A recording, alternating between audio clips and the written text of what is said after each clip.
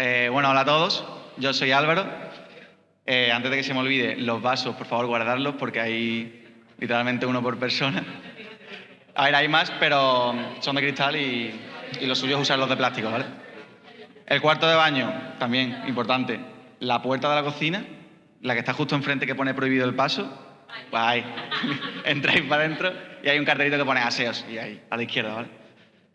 Y me tienes que grabar. Pero bueno, espérate. Vale. Nada, lo primero de todo, daros las gracias por venir. La verdad que un sábado de resaca se agradece que hayáis venido todos, que se fue con buenas caras, ¿eh? Y bueno, también dar gracias a nuestro patrocinador por hacer todo esto posible, DSC Energy, que es una empresa de consultoría en los servicios de los sectores de energía, agua e industria. La verdad que es muy interesante, está enfocado en Machine Learning, Big Data e Inteligencia Artificial y tienen pues 4 servicios, ¿no? Modelado predictivo, monitoreo del rendimiento, analítica avanzada y agentes de inteligencia artificial. Los ingenieros me habréis entendido, los que no sois ingenieros os quedáis igual. Pero bueno, es una empresa muy interesante y tenemos la suerte de que es nuestro sponsor, ¿no? Bueno, voy a explicar un poco lo que es Veritalks para el que sea su primera vez. Consiste básicamente en esta charla con Javier Llorente, luego una comida así tranquilita para conocernos, que yo os animo a hablar entre vosotros, conocer gente nueva y tal, a debatir las ideas que se vean aquí, a tomar notas en la charla. Bueno, la idea es eso, ¿no? Pensar, reflexionar, debatir, sobre todo aquellas ideas que muchas veces tenemos dadas por hecho y no cuestionamos, porque simplemente, pues, como todo el mundo piensa lo mismo, pues yo también, ¿no? Y eso es muy peligroso y creemos que aquí pues pongamos en duda un poco todo eso, ¿no? Toda nuestra base. No sé si me he explicado bien, pero bueno, yo eso me he entendido, ¿no? Bueno, nuestro ponente es muy especial, le tenemos mucho cariño, Javier Llorente. Como podréis observar, es cura, es sacerdote desde hace muy poquito, el 14 de junio se ordenó, el año pasado. Y bueno, es una persona muy ocupada, muy activa, está en todos lados. Vamos, para cuadrar el horario con él, para que venga hoy, no ha sido fácil, pero tenemos la suerte de que, bueno, le conocemos y hemos tenido la suerte de que pueda venir, ¿no? Que también te doy las gracias a ti por venir en público. Espera. ¿De qué nos va a hablar? No tenéis ni idea. Me habéis mirado el cartel, pero no habéis leído nada, seguro. Nos va a hablar de los afectos, los sentimientos y cómo eso juega un papel en nuestro día a día, en nuestras decisiones y en nuestra vida espiritual, ¿vale? Así que nada, os dejo con Javier Llorente y nada, que lo disfrutéis.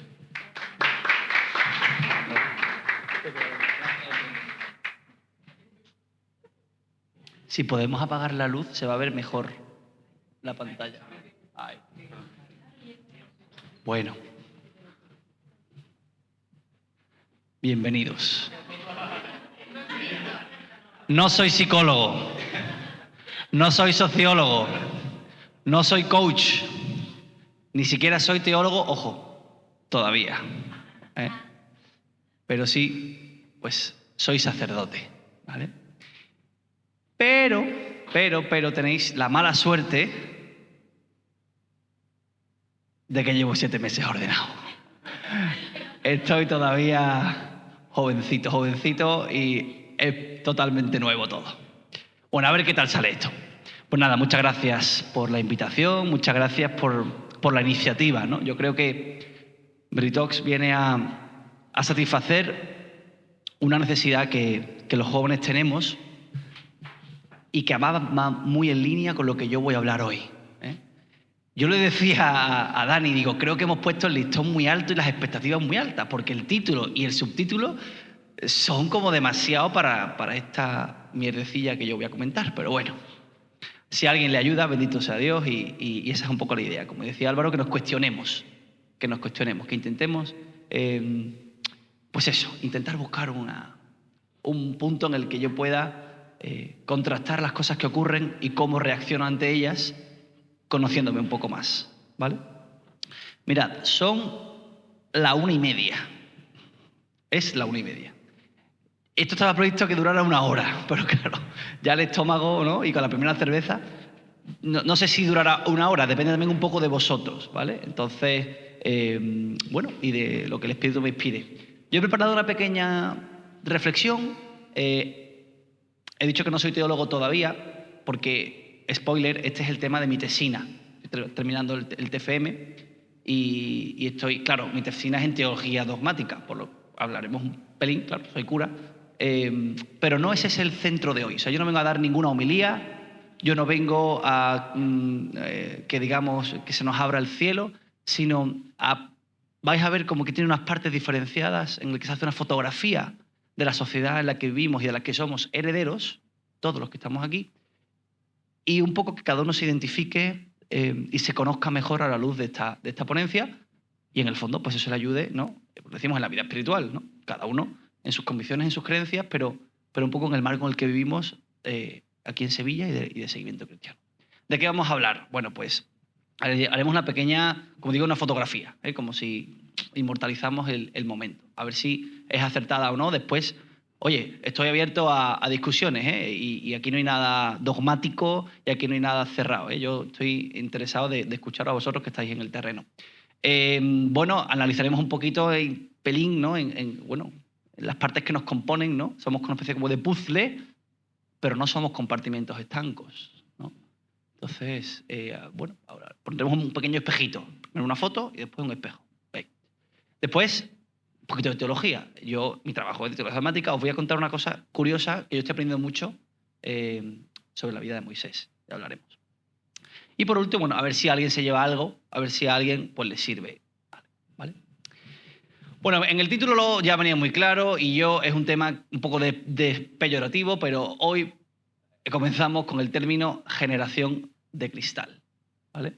Una definición, bueno, pues curiosa, aquí está en inglés, ¿no? En el diccionario en inglés británico, que nos puede, digamos, herir incluso, ¿no? Porque se nos define de la siguiente manera. A los que somos de la generación millennial, generación Z, sabéis que no hay un poco no hay acuerdo un poco en encasillar a cada uno, ¿no? Si has nacido a finales de los 90, si eres de los principios del 2000, si eres de no sé qué. Bueno, 5 años arriba, 5 años abajo, a todos los que estamos aquí se nos encasilla de la siguiente manera. Como una generación sensible. Como una generación, dice, que somos hipersensibles a la crítica, ¿no? Una hipersensibilidad a la crítica. Con baja tolerancia a la frustración. Con una, digamos, somos fruto de una crianza sobreprotectora. Interesante este detalle. Que estamos sobreexpuestos a la tecnología, mucho más que en las generaciones anteriores, y sobre todo en edades de maduración. Y que tenemos unos componentes positivos también, ¿no? Los que ahora veremos un poco los que acuñan este término, los que lo popularizan, hablan de una implicación en temas sociales, ¿no? La generación de cristal, la generación de copo de nieve, en general, pues empatiza bien con los problemas sociales del momento, ¿no? Eso puede llegar a ser positivo, ¿no? Y después estamos, algunos, obsesos por la salud mental. Dice, estamos obsesos por la salud mental. Algunos obsesionados con buscar entornos inclusivos, abiertos, donde todo sea fluido, ¿no? Y donde, bueno, pues en general, esta generación le cuesta menos expresar sus emociones abiertamente, ¿vale? Bueno, estas son unas nociones, unas líneas. Digo, no tenemos por qué estar de acuerdo, no tenemos por qué autoencasillarnos en ese esquema, como digo, del que venimos. ¿Esto de dónde nace? Bueno, esto hay una literatura de fondo, ¿no? Este libro, un poco estos dos autores, ¿no? Heidi y Lukianov, son un poco los que popularizan el término generación de cristal, en inglés generación copo de nieve, ¿vale? Por esa volatilidad, por esa fragilidad, ¿vale? Bueno, ellos basan su tesis, ¿no?, en que las generaciones más jóvenes han sido sobreexplotadas. Sobreexplotadas en un sentido, no de trabajos y de con 15 años estamos trabajando en el campo, evidentemente, pero la sobreprotección nos ha expuesto. Hemos sido tan custodiados que la capita, digamos, que nos recubre es muy fina, ¿no? Dicen ellos. Dice, se les ha enseñado a interpretar el malestar como un daño, como un daño personal, ¿no? El malestar, lo que me saca de mi zona de confort, es objetivamente malo, ¿no? Una generación interesante de la reflexión. Claro, eso genera pues, una generación, dicen ellos, ¿no? Pues un poco menos tolerantes a la frustración, menos tolerantes al debate, huidizos, que encajan peor la crítica, ¿vale? Esa es un poco la reflexión que hacen en este libro. Hay una literatura recurrente y hay pues eso, distintas versiones sobre esto, ¿vale? Aquí no hay una línea de pensamiento. Hay sociólogos que están sacando esto ahora a la luz a nivel académico, con estudios incluso en psicología. Yo lo lanzo para ver cada uno que le dice, a ver si pues, estamos de acuerdo o no. Bien, otro argumento que decíamos en la introducción y que venía en el desarrollo de texto. Vivimos marcados por la prisa. Seamos de cristal o no, seamos más emotivos o no, vivimos en un mundo de prisas. Este que está aquí tenía un poquito de prisa por empezar, porque ya no sé qué, porque a ver quién llega tarde, y encima la que ha llegado tarde ya sé quién es, y no sé qué. O sea, vivimos un poquito, ¿no? Como que la prisa a veces nos come. La prisa nos come y tiene sus consecuencias, ¿no? Vivimos en la inmediatez. Yo lo quiero todo ya. Ya. También, por tanto, en la volatilidad. Porque si lo quiero todo ya, lo que estoy viviendo ahora en nada se deshace porque ya tengo que venir a lo siguiente, ¿no? La inmediatez me crea, pues eso, que lo que estoy disfrutando ahora sea volátil, sea efímero, ¿no? Claro, de esto se aprovechan aquellos que nos sacan el dinero y vivimos en el consumismo. Porque la ropa que tengo hoy no me sirve para mañana y ya tengo que entrar en una búsqueda, en un proceso, en un no sé qué, ¿no? Y bueno, todos, de alguna forma u otra, podemos encasillarnos más en esto, no, pero tenemos que asumir que somos, pues eso, hijos de una sociedad de la prisa. Hace 100 años, sin WhatsApp y sin teléfono móvil, no se vivía con tanta prisa. Yo no sé cuántas multas de radares os han puesto viniendo para acá, espero que no muchas, pero bueno, claro, vivo con prisa porque no. Otro elemento interesante, un término curioso, ¿no? El FOMO, ¿no? El FOMO, Fear of Missing Out. ¿Qué le pasa? Bueno, pues esto tiene como dos vertientes. Es una ansiedad, ¿no? Este término también interesante, acuñado por los americanos. Es una ansiedad que me genera ver o pensar o imaginar que otros están viviendo experiencias mejores que yo, ¿no? Este FOMO siempre se ve a la luz de la alteridad, ¿no? Me genera ansiedad pensar que hay otro que está viviendo una experiencia mejor que yo. Por tanto, tú te estás perdiendo algo importante. Espabila, vuelve para atrás. Volatilidad, prisa, porque te estás perdiendo algo importante. Por desarrollar un poco este tema, que esto daría para otra charla entera, pero interesantísimo. Actitudes típicas de un joven con FOMO. Absolutamente hiperconectado y totalmente demandando actualidad en el minuto 1, revisando su teléfono o su conexión con el mundo exterior constante. Yo necesito saber qué está ocurriendo en gente que a lo mejor conozco, si acaso, de vista. Interesante esto. Decir sí a planes que ni siquiera sabes si te apetecen. Es que yo no sé muy bien ni qué hago aquí, pero como va no sé quién, como no sé qué, no sé cuánto, como vaya a ser que me lo pierdas, como voy a ser que esté chulo. No sé, nos entra eso, ¿no? Claro, sensación de urgencia o de prisa, claro. Oye, chiquillo, que el formulario lo cierran, que se llena, que se cierra el cupo, ¿no? Yo ayer entré por curiosidad, pinché en el enlace y decía, cupo lleno. Digo, mira, qué maravilla. Hemos llenado el cupo de Enveritox. Qué maravilla, ¿no? ¿Será quizá por esto? No lo sé, que cada uno se revise, ¿no? Otro argumento, dificultad para disfrutar lo que ya estás haciendo. Claro, si yo estoy ya aquí hoy pensando en lo que viene después, a lo mejor me está restando capacidad de asentarme en el ahora y de disfrutarlo. Es que a lo mejor yo estoy siendo víctima de una ola, de una corriente que me lleva y no puedo anclarme en el presente y disfrutarlo y vivirlo y reconocerlo y gustarlo, ¿vale? Interesante, porque todo esto, a todos los que estamos aquí, nos genera ansiedad. Eso es así. Eso es así. Y una ansiedad patológica en algunos casos, una ansiedad pues casi recurrente, contagiosa, ¿no? Entonces, el tema del FOMO es un tema muy interesante para revisarlo. Vale. Otro factor del que hablábamos, esa fotografía inicial que estamos haciendo, digo, lo repito, no tenemos por qué estar de acuerdo con esta fotografía. Yo a lo mejor me quiero salir de la foto. Cada uno que se lo pregunte. Frustración. Ante las cosas que nos superan, una menor capacidad de resiliencia. Y yo no sé si estáis de acuerdo, pero en algunos ambientes, en conversaciones y tal, es que parece que esto es el fin del mundo, parece que ya no sabe qué cosa peor va a venir, ¿no? O sea, que si hemos superado el COVID, y ahora después vino la Filomena, y ahora después ha venido la Dana de Valencia, ahora el accidente ferroviario, y ahora no sé qué. Entonces es como una situación, como de una frustración constante hacia catástrofes o hacia problemas que no puedo controlar. Porque no lo puedo controlar. Y no lo vas a poder controlar nunca. ¿Qué te genera? ¿Qué te supone? ¿Cómo te ves tú ante estas circunstancias? Pues te pueden encasillar más o menos en esto. Bien, pues hasta aquí un poquito esa fotografía, ¿no? Hemos hablado de generación de cristal, hemos hablado de la prisa, hemos hablado de el FOMO, hemos hablado de ansiedad y de frustración. Bien, pues ahora la segunda parte un poquito va sobre conocernos un poco. Mirad, dimensiones del ser, ¿vale? Hay muchas teorías, ¿no? Y además hay la filosofía, la teología, la sociología, pues hay distintas corrientes, ¿no? Pero en la que nos basamos en este proyecto es una visión tripartita.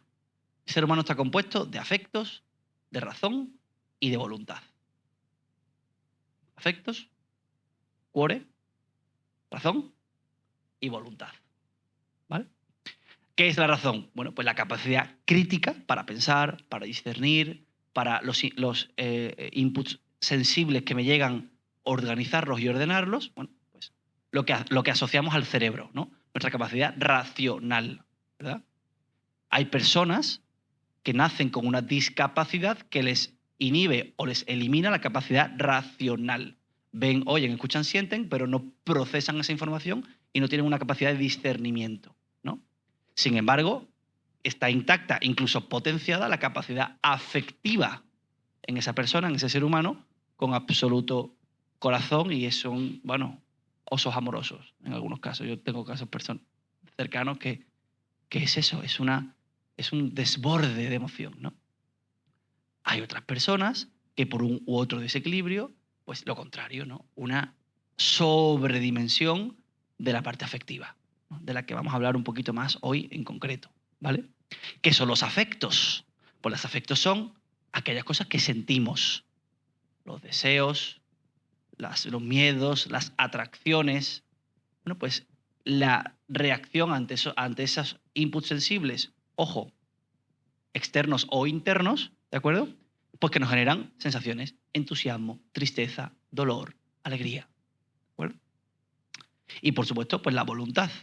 La voluntad es aquello que te permite elegir, decidir, perseverar, ¿de acuerdo? La voluntad. Aquí se relaciona un poco con los puños, ¿no? O sea, con los puños. Bueno, pues así somos. Así somos. Este triángulo, esta visión tripartita, ¿de acuerdo? Así somos. La gran pregunta aquí, y la que yo creo que nos va a ayudar a todos en esta parte de autoconocimiento, es ¿quién manda aquí? ¿Quién manda aquí? Yo soy tripartito, hemos dicho que se puede potenciar más una, se puede pasar otra. Hay etapas, no es lo mismo de la adolescencia, que la madurez, que la paternidad, que la ancianidad. Evidentemente vamos creciendo, pero esta visión nos tiene que ayudar siempre a preguntarnos en cada circunstancia, en cada momento, en cada paso del camino, ¿quién manda aquí? Claro, yo me voy conociendo, yo voy caminando a la luz, pues eso, de un ambiente que me rodea, de unas personas de las que recibo cierta, pues, energía incluso, personas y circunstancias que me ponen a prueba. Bueno, ¿cómo respondo ante esas cosas, ¿no? Bien, yo creo que hasta aquí esta versión, digamos, interioridad la podemos compartir todos, ¿no? Claro, ¿cuál es el problema? Cuando los afectos mandan. Entonces, de la película esta que sacaron, ¿no? Que es una película, por cierto, muy interesante, ¿eh? Hay dos, ¿eh? Esta es de la segunda, ¿no? ¿Cómo es? Intensamente 2. Interesante, ¿cómo es? Del revés, exactamente, del revés, 2. Es que tiene una traducción sudamericana y otra traducción española, y después en inglés es Inside Out. Inside Out, exacto. Eso estaba yo pensando. Vale. Problemas cuando los afectos gobiernan. Y ahí un poquito donde entramos ya en materia. Pues hay reacciones que no pasan por la razón o por la voluntad. Hay huidas. La película es muy interesante. Huidas, ¿no? Y lo que decíamos antes en la fotografía, hay ansiedad. Hay un tal descontrol cuando los afectos mandan que hay ansiedad. Pero la pregunta es, ¿debemos rechazar los afectos? Nos traen por un mal camino los afectos. ¿Cómo llegar a un equilibrio de las emociones, de los afectos, la razón y la voluntad? Esa es la pregunta de fondo. El título de la charla se llama Liberación de los afectos. ¿Qué me dice a mí ese título con esta diapositiva de este corazón tachado, estos afectos eliminados? Bueno, os lo repito. Yo no vengo a hablar de psicología, yo no vengo a hablar de teología. Vamos a dar una visión global desde la poca experiencia que tengo y que nos puede ayudar. ¿De acuerdo? Hasta aquí la segunda parte. Y ahora entramos en la materia. Claro, mi trabajo es un trabajo de teología. Mi trabajo es un trabajo de conocer y de ahondar en los misterios de la teología, de lo que Dios nos ha revelado. Por eso, pues, algunos se echa para atrás, dice Gregorio de Nisa, año 335 después de Cristo. Pero este hombre se ha vuelto loco. Mirad, ¿sabéis lo bueno que tiene la Iglesia?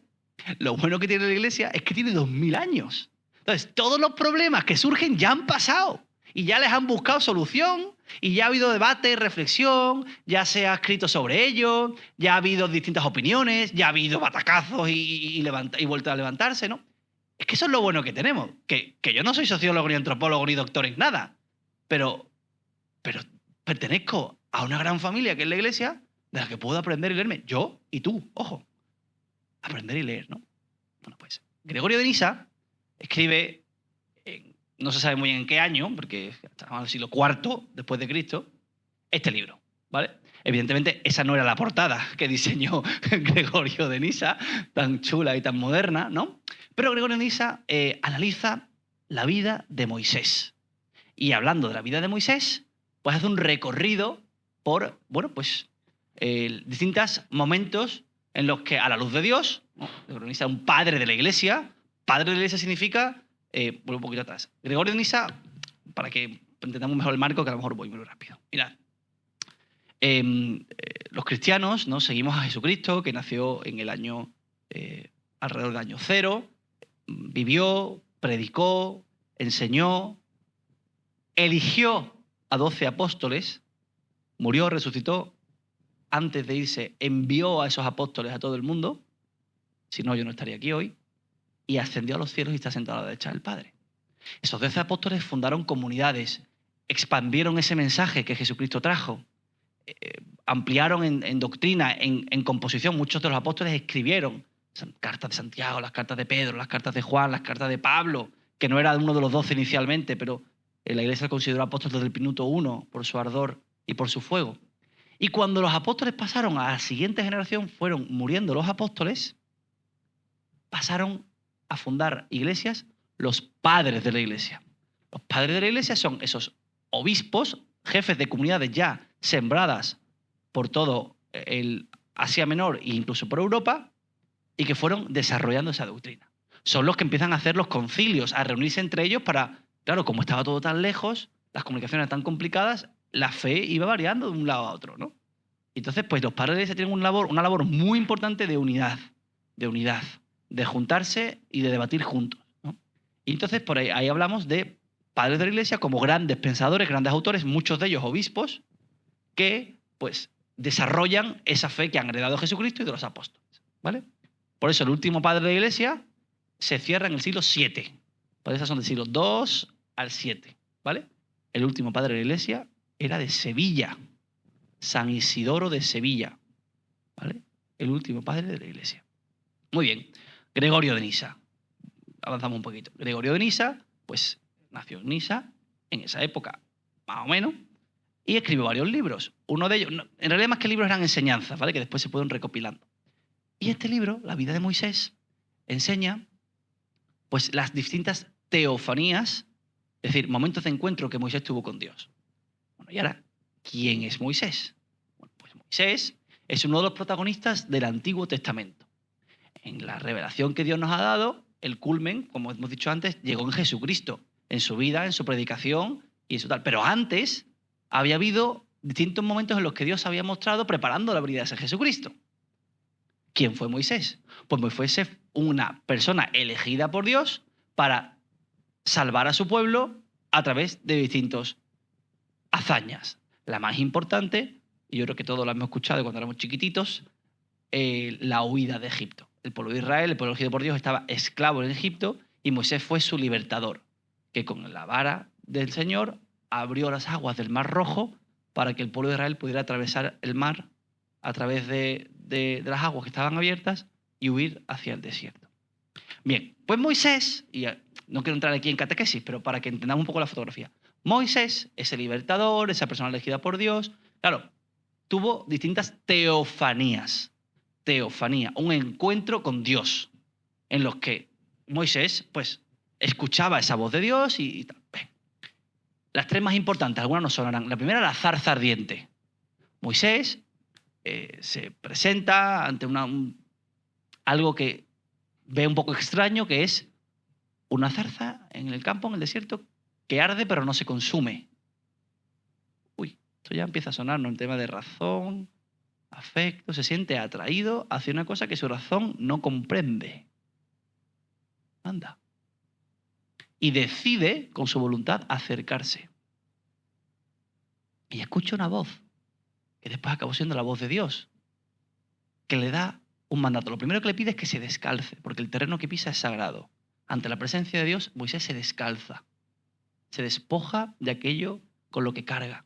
Y entra con su naturaleza, digamos, desnuda ante la realidad de ese Dios que le habla. ¿Y cuál es el resultado de esa teofanía, de esa zarza ardiente?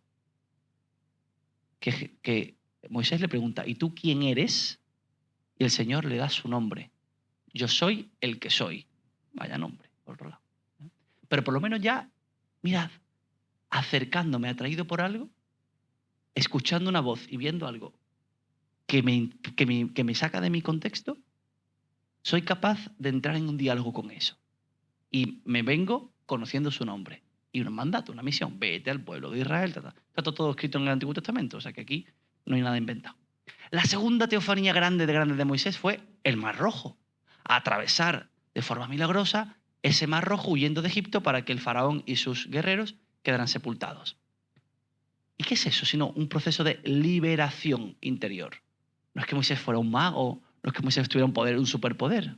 Es que Dios, a través de esa teofanía, consigue liberar al pueblo. En este caso, en el proceso personal de Moisés, como una liberación interior.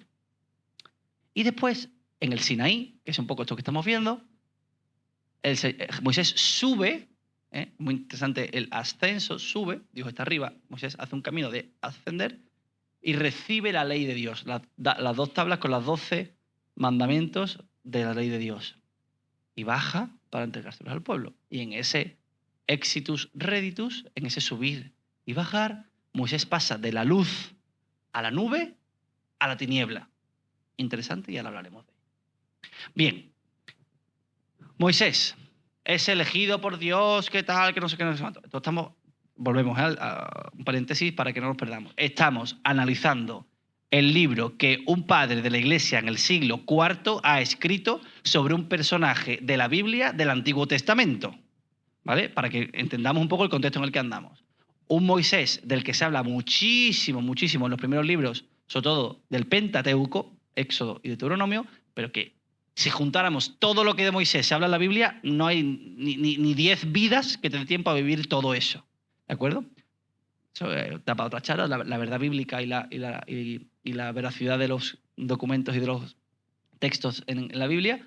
Pero con todo eso, Moisés hace un compendio, Gregorio de Nisa hace un compendio y escribe este libro en el que yo os acabo de resumir 3 grandes teofanías, 3 grandes momentos. Y la más importante, en la que nos vamos a centrar nosotros, que nos sirve para todo lo que hemos hablado antes, es esta. La subida al monte en la que Moisés sube para encontrarse con Dios y tener una experiencia, una teofanía, una experiencia con Dios. Bien, pues dice Gregorio de Nisa que Moisés pasó de la luz en el campamento, en el día donde estaba el pueblo de Israel, a la nube. La presencia de Dios trae nubes. Cuando la presencia de Dios invadía la capilla del encuentro, ¿no? la tienda del encuentro, que era una especie de capilla que tenía el pueblo de Israel, bajaba una nube. Las nubes, y cuando vosotros habéis conducido por carretera con nubes, son peligrosas, porque cortan nuestra distancia de miras, eclipsan un poquito y nos envuelven de forma un poco, pues eso, que nos entra miedo, ¿de acuerdo? Y de la nube, calla, que en vez de volver a la luz pasa a la tiniebla. Tiniebla, interesante esto. De la luz a la nube y de la nube a la tiniebla. Es decir, que la experiencia que tiene de encuentro, según Gregorio de Nisa, Moisés con Dios, es que Moisés no encuentra a Dios en la emoción intensa, en la luz, en el esplendor y en lo vibrante, sino que lo encuentra en la nube y en ese encuentro pasa a la tiniebla, a lo oscuro. La emoción, el afecto que suscita en Moisés este proceso, que es un proceso ascendente, resulta que a los ojos de la razón y de los sentidos es decreciente. Aquí es un poco friki, pero bueno, es parte de mi trabajo. Una tabla con las distintas teofanías, lo que supone en Moisés en su camino, en su vida, y el afecto que despierta. Por tanto, la zarza ardiente es un inicio en el camino, una atracción, una curiosidad que le genera en Moisés entusiasmo. Un afecto maravilloso. Pero es que después hay otro que es el Mar Rojo, que supone una ruptura porque el pueblo se pelea con Moisés. Después de lo que ha pasado, el pueblo encima le echa en cara a Moisés. Por tanto, Moisés le supone un afecto que es desapego. Muy interesante. En la columna de nube, la columna de la nube que invade el pueblo, hay una pedagogía. Se aprende cuando las cosas se nublan un poco, se aprende a nivel espiritual y en ese proceso Moisés madura. Muy interesante esto. En el maná, que es esa petición de el pueblo estaba muerto de hambre y ya desesperado, pues tenemos que comer algo y Dios manda de forma milagrosa ese pan caído del cielo, ¿no? En el pueblo y en Moisés se genera confianza. Oye, este Dios de verdad nos escucha, de verdad nos cuida, ¿eh? Y por tanto, se educa el deseo. Todos preferimos un pedazo de filete de carne antes que un pan insulso que baja del cielo y que es una especie de rocío cristalizado, ¿vale? En el monte Sinaí, lo que hemos dicho, ese proceso de tiniebla genera madurez y Moisés se purifica. Y en la roca que Moisés golpea con la vara y sale agua que el pueblo puede beber, llega la plenitud. El pueblo se sacia y por tanto en Moisés se despierta un deseo infinito. Esto es un proceso ascendente a nivel afectivo y espiritual y a veces descendente en la vida. Bueno, me he metido un poquito en demasiado berenjenal. Yo le digo, no soy psicólogo, no soy tal, no soy sociólogo, pero es para que entendáis cómo la lectura hilada y fina de, en este caso, un personaje bíblico revelado por el Espíritu Santo nos enseña algo. Y ahora vamos a volver a nuestro tema. Todo esto está muy bien. La catequesis y la homilía esta es muy bonita. Pero ¿Cómo me ayuda a mí la vida de Moisés a entender lo que estábamos hablando antes? De razón, de voluntad y de afecto. Bueno, pues quizá haya que poner una pequeña balanza, ¿no? Oye, nos preguntamos, oye, ¿me quedo con los afectos? ¿Me quedo con la razón? ¿Cómo cuestiono lo que veo o las emociones que siento y cómo lo racionalizo? No, interesante.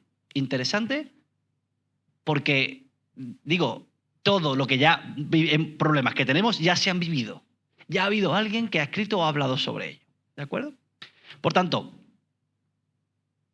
quizá, y con esta diapositiva nos puede ayudar, ya pasamos a la última parte de la conferencia. Bueno, ¿cómo me ayuda a mí esto en mi vida espiritual? Cuando hablamos de vida espiritual, hablamos de vida espiritual en sentido amplio, ¿de acuerdo? No hablo de experiencia religiosa, no hablo de cumplimiento eclesial, no hablo de experiencia religiosa. Mente, afectos y voluntad configuran mi ser y me abren a una trascendencia que puede ser saciada por una educación antropológicamente cristiana y por una formación cristiana en un ambiente eclesial, o puede ser en una búsqueda budista de contacto con unas energías, o puede ser lo que sea. Experiencia espiritual en sentido amplio. Y después al final ya sí daré yo unos consejos más concretos para, digamos, el católico practicante, ¿vale? Pero esto me interesa mucho porque desde este libro teológico del siglo IV aprendemos todos, no solo el sacerdote, el monaguillo y el que va a misa, aprendemos todos a conocernos, como decíamos, con un espejito y a poder discernir, ¿de acuerdo? Por tanto, podemos pasar de la fe emocional, siento, luego rezo, no siento, luego me paro. Podemos todos aprender, claro, que la tiniebla, que la oscuridad, que la sequedad, también ahí se habla, ¿de acuerdo? Mirad, yo provengo de la espiritualidad ignaciana. Yo soy sacerdote diocesano y mi vida está en la diócesis de Sevilla, pero en mi camino personal pues provengo de la espiritualidad ignaciana. San Ignacio de Loyola, en el siglo XVI, santo español, bueno, pues amplió esto muchísimo y elaboró un proceso que dura un mes en el que una persona puede revisar toda su vida en todas sus dimensiones, enfocar su propósito y a la luz de Dios y con el Evangelio en la mano, pues enfocar el futuro de su vida, ¿no? Y eso se adapta, ese mes de ejercicios espirituales se adaptan de esta forma. Bien. San Ignacio de Loyola habla, y eso es muy interesante, de las mociones afectivas, consolación, desolación. Y la mayoría de los que estamos aquí asociamos consolación a Dios, momentos de plenitud, de saciarse y de llenarse y de estar tranquilo y lleno a Dios, y lo contrario a lo contrario de Dios. Cada uno le ponga el nombre que quiera, yo le pongo el nombre de demonio. Claro, es que no es así del todo. Es que la vida de Moisés nos enseña que momentos de oscuridad, de tiniebla, de cansancio y de subida y de ascesis, que a nadie le gusta racionalmente, resulta que es que me edifican, me purifican, me hacen madurar. A nadie le gusta que llegue el disgusto, la frustración de la que hablábamos antes en esa fotografía a tu vida. A nadie le gusta. A nadie le gusta que te pille cerca una muerte inesperada de una persona joven. A nadie. O sea, las cosas que racionalmente rechazamos no tienen por qué ser del todo malas. Y ahí entramos ya en el ámbito moral. ¿Cómo valoro en la moral lo que vivo, lo que siento, mi reacción ante aquello? Por eso, esta diapositiva, este corazón y este cerebro, pues nos ayudan, pues precisamente al título de esta charla, a que tenemos que liberar los afectos. Que liberar no es tachar el corazón, liberar no es renegar de ellos. Liberar no es renunciar a que me metan en esa fotografía que hemos hecho inicialmente. Liberar no significa, pues eso, vivir de espaldas como si no existieran. No es reprimir, es ordenar. Ordenar. Y eso, pues, ¿qué pasa? Que entonces nos hará superar la teoría del, bueno, pues si la oración me llena, rezo. Si me aburro, dejo de rezar. Si Dios no me da consuelo, me alejo de Dios. Si no entiendo lo que ocurre, Dios no existe. O sea, esa lógica iluminada por una sana afección es la que nos va a ayudar a encontrar, pues, un propósito en cada cosa. Eso no significa que no haya que enfadarse, que tener momentos espiritualmente incluso agónicos. Eso significa que conocerme mejor y conocer estas tres dimensiones de mi ser me van a ayudar a enfocar aquello que ocurre desde la dimensión espiritual, estamos hablando de vida espiritual en general, a conocer esas mociones y a saber habitar en ellas. Por eso, y volvemos a Gregorio de Nisa, el deseo no se apaga.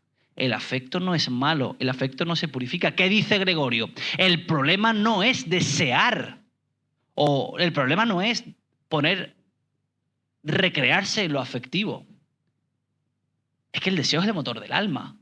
El alma humana, esa dimensión espiritual trascendental, lo peligroso no es desear mucho. Al revés, lo peligroso es desear poco, pero lo más peligroso es desear mal. Gregorio de Nisa, leyendo la vida de Moisés, nos enseña a todos los que estamos aquí, cada uno en su experiencia personal, que el alma se esclaviza y que el afecto protagoniza cuando fijamos afecto a lo inmediato. Ah, ya nos suena con lo que hemos hablado antes. Pues todo el mundo quiere vivir, ¿no?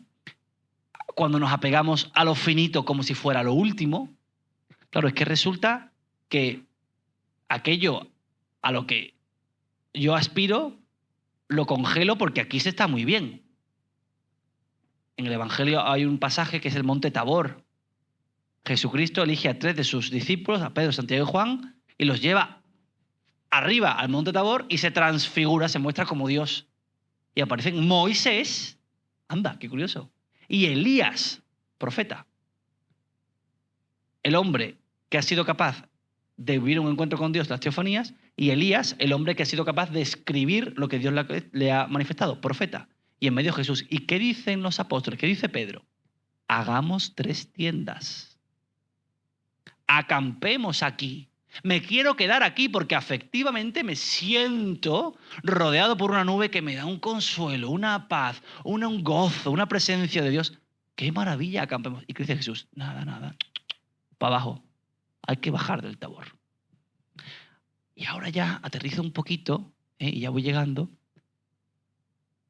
a la realidad en la que muchos de los que estamos aquí vivimos, que es que todos nos encanta poder buscar el rostro de Dios, poder asentar y recrearnos y ahondar en un seguimiento, en este punto de la antropología cristiana, en una alteridad, que es ese Jesucristo que se ha hecho hombre y que es Dios, y buscar su rostro.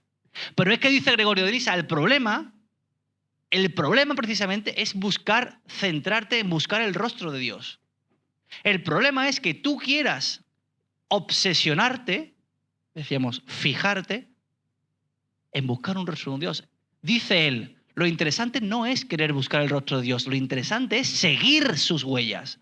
Moisés lo único que vio en sus teofanías con Dios fue la espalda de Dios. Y de hecho a Moisés se le representa con 2 cuernos como si fuera un iluminado. Si tú vas a Roma, si vas a iglesias antiguas donde estén los padres de la iglesia, los antiguos pasajes del Antiguo Testamento, vas a ver a Moisés como iluminado. Y está iluminado porque dice la Escritura que pudo ver la espalda de Dios. ¿Y qué es la espalda? Si yo en el fondo lo que quiero es ver el rostro. No, dice Gregorio de Nisa. Tú tienes que conformarte con buscar su espalda, porque si tú ves la espalda de Dios significa que caminas detrás de Él, que Él lleva la iniciativa, que tú no te adelantas y tomas un atajo porque quieres adelantarte y coger otro camino para ver si llegas y le ves la cara. No, sigues sus huellas. Le dejas a Él, como dice el Papa Francisco, primerear. Le dejas a Él la iniciativa, su camino, a su forma, Y a ti te tiene que bastar con seguir sus huellas. La clave no es buscar su rostro, la clave es seguir sus huellas. Y en este mundo en el que vivimos, en esta volatilidad, en esta eclosión de nuevos movimientos cristianos que zarandean nuestra fe, ojo, que también nos encontramos con problemas y también nos encontramos con historias aquí. Esta es una noticia medio tonta, medio falsa del diario, criticando a una congregación que estaba siendo investigada. Pero esto no lo puedo vivir huyendo de esto. La fe cristiana no puede ser un asentarse en vibrar constantemente cuando se trata de acercarme a Dios, y cuando llega algo que puede ser verdad o puede ser mentira, me cuestiona y me tira mi castillo de naipes. Me tira mi castillo de naipes. ¿Por qué? Porque hoy en día vivimos una sociedad en la que todo está mezclado. En la que, pues, esto es como un gazpacho y cada uno pone los ingredientes que le da la gana y pone la velocidad de la batidora que más quiere y aquí cada uno a la carta, ¿no? En la iglesia hablamos del riesgo de convertir la fe a la carta. Me quedo con esto no me gusta, esto no lo entiendo, esto mejor ni lo pienso y aquí que nadie me mueva. Cuidado, cuidado, cuidado. Y con esto llegamos ya a la última parte de la conferencia.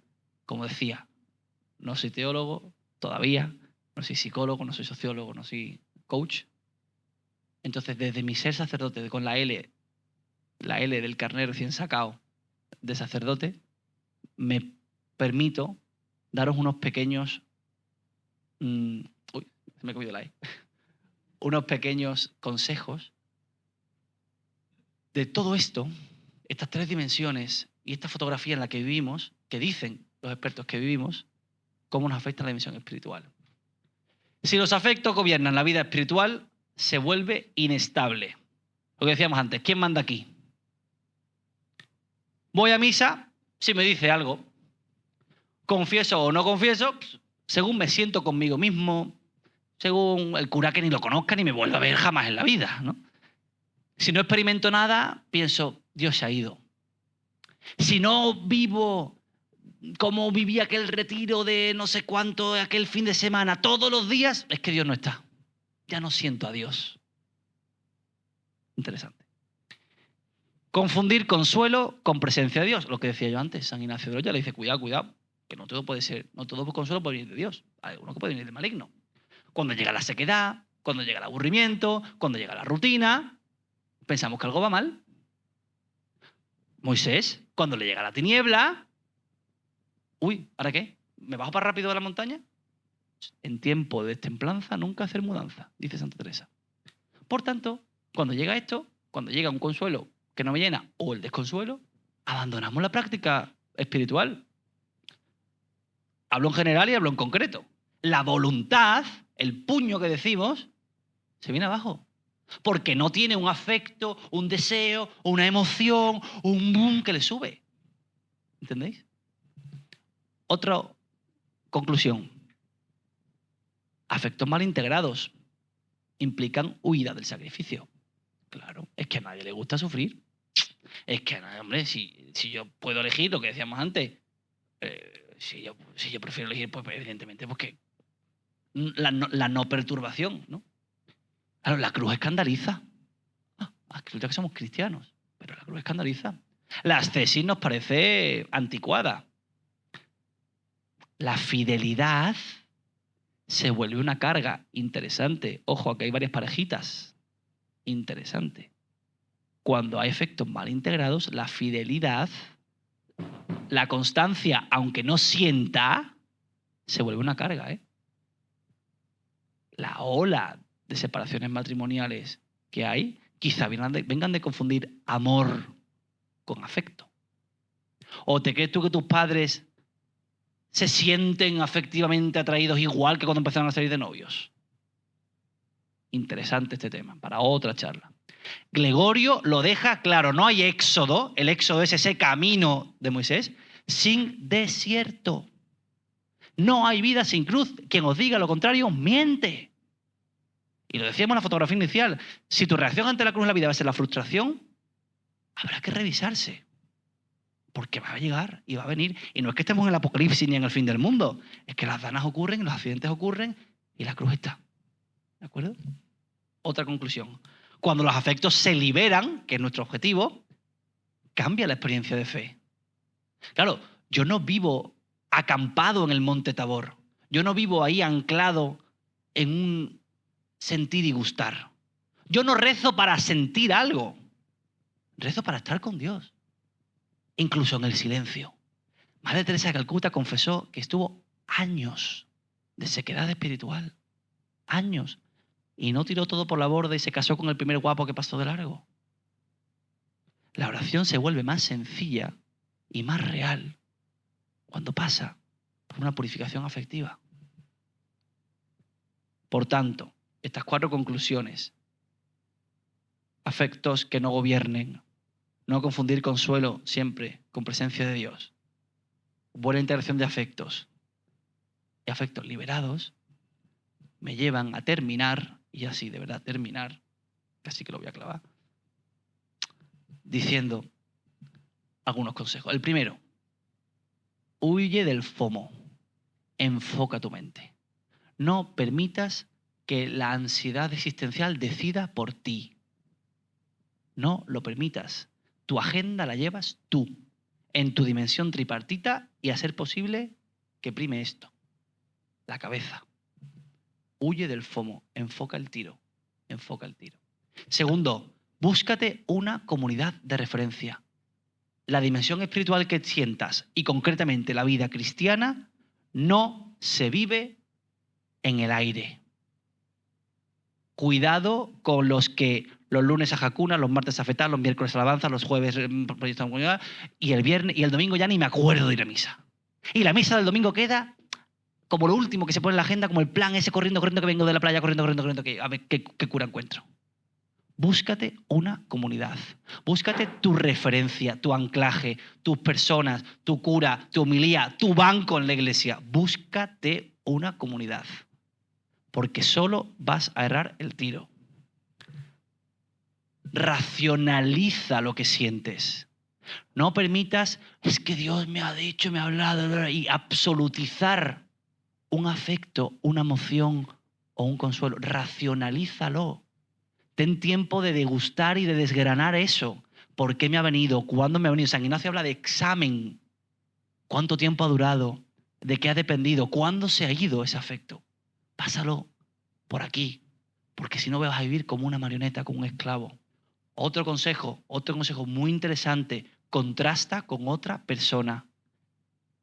Cuando tú pones palabras a aquello que sientes, has dado un paso brutal. Cuando lo verbalizas y lo, entre comillas, confiesas, doble paso. Y si encima dejas que otra persona, desde una visión exterior, te pueda orientar y te pueda dar una palabra que te diga, oye, ¿y no has pensado esto otro? Vas a madurar esa experiencia. Vas a de verdad crecer. Otro consejo que me permito dar y ya termino. Persevera en metas asequibles. La voluntad. Hay que trabajar la voluntad. Pues voy a empezar por rezar 10 minutos antes de acostarme, pero persevera. Eso se llama el plan de vida, ¿no? Aquí algunos sabemos de este tema y se cultiva y se trabaja. Oye, ¿qué valor tiene llevar a la voluntad aquello que mi alma y mi afecto me pide y aquello que mi razón me enseña que me hace bien? Ponlo en agenda. Ponlo en agenda. Que sí, que la misa del domingo es un cumplimiento para que mis padres no se me enfaden, o es 45 minutos a la semana míos, reservados, bloqueados en agenda. Cerrado. Ahí lo dejo. Mirad, y ya acabo de verdad, ¿eh? Nuestra vida, en muchos aspectos, es un electrocardiograma. Nuestra vida, en muchos de los que estamos aquí, y lo va a ser siempre, el retiro de fetá. Y viviendo del rebufo, hasta que ya llego a valles y a picos para abajo, que ya entonces ya necesito otro pico rápido que sea el fin de semana de no sé dónde, no sé qué. y otra vez vivo del rebufo de esa experiencia, de ese sentimiento, de eso que he vivido, de esa... Y ya de repente necesito una charla de Veritox que me venga a poner las pilas porque no sé qué, y ahora no sé qué, y ahora tengo que volver porque los exámenes, porque no sé qué. Eso va a ser siempre así. El problema, y es lo que os invito a que hagáis en vuestra vida como deberes de esta charla, es que abráis zoom en ese electrocardiograma para que veáis que en el fondo sí hay picos, pero vamos para arriba. Vamos como Moisés, creciendo, caminando, madurando. Ya termino de verdad. La pregunta que os va a ayudar siempre, siempre, para racionalizar lo que vivís y para liberar el afecto. Señor, ¿qué me quieres decir con esto?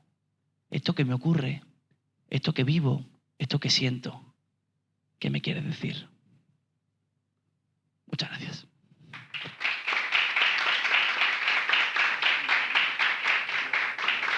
Pues muchas gracias.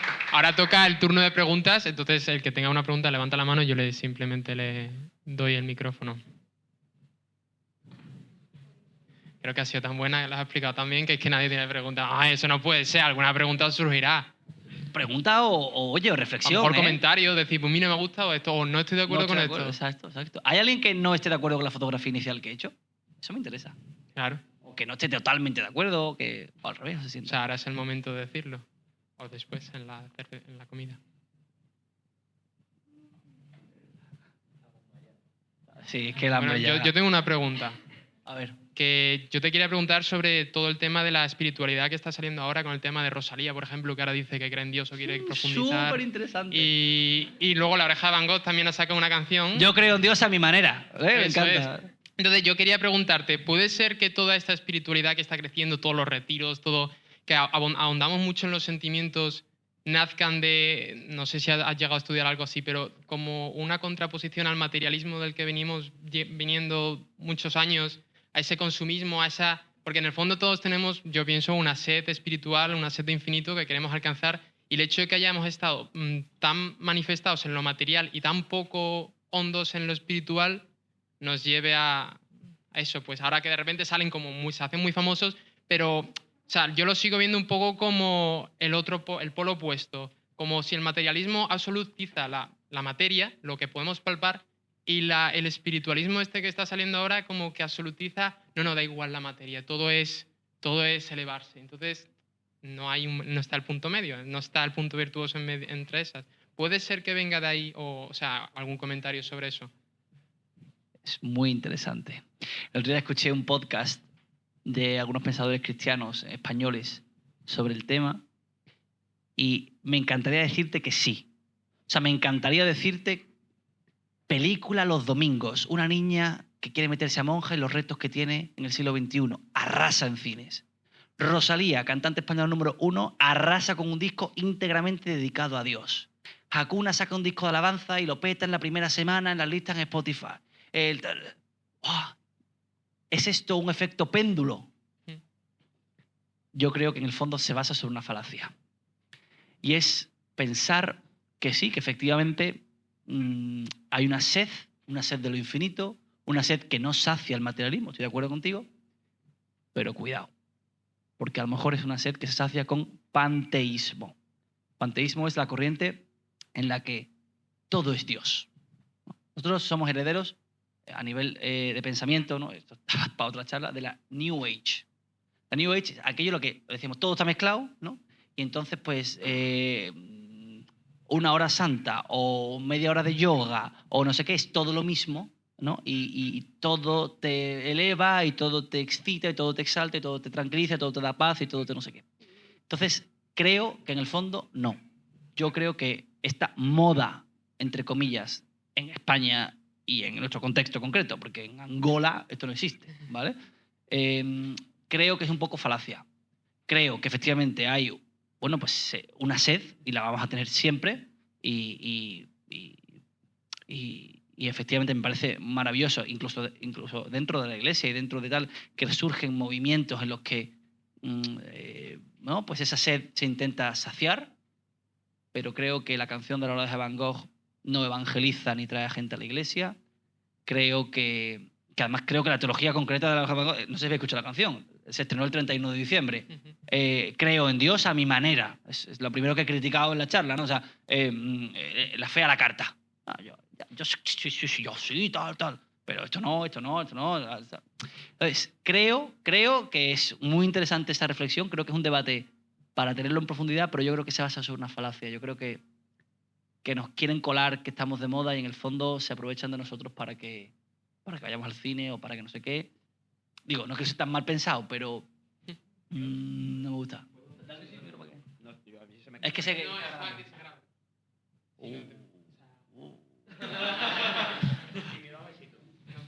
Que, a ver, yo creo que sí que estoy de acuerdo en que hay parte de moda y que hay partes y a lo mejor se edifica todo eso un poco sobre una falacia.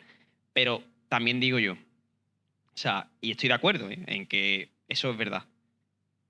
Pero también pienso que no podemos caer en el error de juzgar o de decir porque esto es una moda, o, ¿sabes? Y creernos mejores que eso, ¿sabes?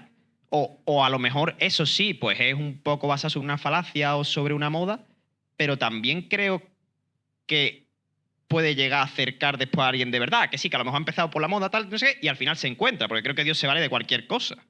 Entonces, estoy de acuerdo, pero no lo sé, es que, o sea, me parece que es muy interesante y que esto nos daría para un día entero. Pero, o sea, estoy de acuerdo, pero creo que también puede servir para que, en cierto modo, la gente se acerque a algo o despierte una curiosidad que de verdad cabe en Dios, ¿sabes? Porque prefiero que una letra hable de lo espiritual o hable de Dios que... Y a mí me encanta el reggaetón, pero que después hay canciones muy guarras y de cosas muy feas, ¿sabes?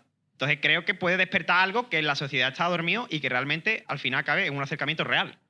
Aunque comparto tu pensamiento, pero que creo que algo sí que puede mover. De verdad. Yo diría que la clave de esto es que la rienda la lleva el Señor y Él sabrá pues, de qué se vale en cada momento, ¿no? Yo pongo ejemplo a veces, digo que el Señor purifica las intenciones. O sea, es el F-Tinder, el que va a F-Tap para ligar. No, pero a lo mejor yo he ido a ligar y resulta que me he encontrado con Dios.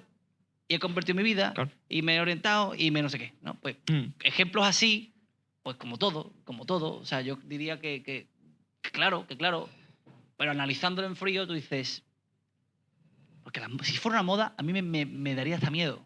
Porque las modas pasan. Claro. Porque las modas pasan. Y la temporada primavera-otoño borra todo lo que hubo anterior. Entonces, cuidado. Pero bueno, sí, interesante, muy interesante. ¿Alguien más tiene alguna pregunta? Sí. Hola, Javi. Yo tengo una duda cuando has dicho de que el deseo es el motor del alma, pero que lo peligroso es desear mal. Entonces yo me he preguntado en el momento que lo has dicho, le voy a preguntar después, ¿cómo difiero en ese mal deseo? Entonces, a lo largo de la charla, he ido un poquillo pensando y planteándome y creo que he llegado a una solución más o menos, pero a no ser te la pregunta. Entonces, con lo que has dicho de búscate una comunidad, cuando has dicho al final las conclusiones de contrasta con otros, racionaliza. Entonces yo pienso que a lo mejor cuando quiero diferir, cuando estoy demasiado centrado en diferir lo que es el mal deseo, a lo mejor es porque me estoy encerrando mucho en mí, en racionalizar en exceso y no tanto a lo mejor en comunidad o en ir al Señor a hablarlo con Él, en vez de yo tanto buscar como la base material o racional de por qué siento esto, debería significar lo otro. Entonces, ¿cómo consigo diferir ahí mejor? Bueno, la palabra clave es equilibrio, ¿no? O sea, hemos dado esta charla que su título era liberación de los afectos. En la escuela de ingenieros a lo mejor hay que dar liberación de la razón, ¿sabes? Quiero decir que al final, por la fotografía inicial que hemos hecho, la corriente general es de un emotivismo y una primacía de los afectos que desequilibran, que rompen el equilibrio. La clave es el equilibrio. Si hay una fuga por el lado de la razón, si hay una fuga por un querer entenderlo todo, por un orden que no soy capaz de cumplir, por una falta de lógica en ciertas cosas que me hace rechazar, por lo que usted dice, una falta de una comunidad, una falta de tal, pues es buscar el equilibrio por ese lugar. Ojo, también puede haber un desequilibrio en la voluntad. Hay voluntarismos y hay corrientes ascéticas muy peligrosas, muy peligrosas. Sectas. Hay sectas que en nombre de Cristo se supone esclavizan a nivel de cerrazón a través de la voluntad y yo puedo. Entonces, la clave yo creo que es el equilibrio, ¿no? Ese triángulo que hemos marcado al principio. Y bueno, yo he dado mis consejos a un chaval de Sevilla del siglo XXI en nuestro contexto antropológico y social. Aquí es fácil buscar una comunidad de referencia, un acompañante, lugares de encuentro, de oración, de elevación y silencio y tal. En otros lugares no, ¿no? Entonces, al final, yo creo que cada uno tiene que... Digo, creo, estos son los deberes que tenemos, ¿no? Como analizarse y decir, bueno, pues, a ver qué me dice, ¿no? No sé. Venga, alguna niña o algo, aquí hay muchas niñas, aquí nadie habla. Hay veces que al tenerlo todo, como acabas de decir que somos en Sevilla, tenemos muchísimas cosas, al final no llegamos a nada. Esa es la clave. Y por eso al final me encierro en mí mismo Esa es la clave. y como que yo quiero hacerlo todo racionalizado. Esa todo, es la clave, En vez de... Rafa. Como tengo No misa de demasiado. 7, de 8, de 8 y media, de 9, de 9 y media, pues ya, o sea, ese es el tema, ¿eh? Ese es el tema. Aquí hay... Por allí, preguntas. ¿Alguna valiente que sea portavoz? Que esto no muerde, ¿eh? Vamos, pues todavía. ¿De verdad ninguna? Bueno, o sea, si no tienen... No, si no, ahora después en el... Luego en podéis el hablar con petit él comité. más tranquilamente en la comida. Así que muchas gracias por la charla y ya vamos todos para comer afuera.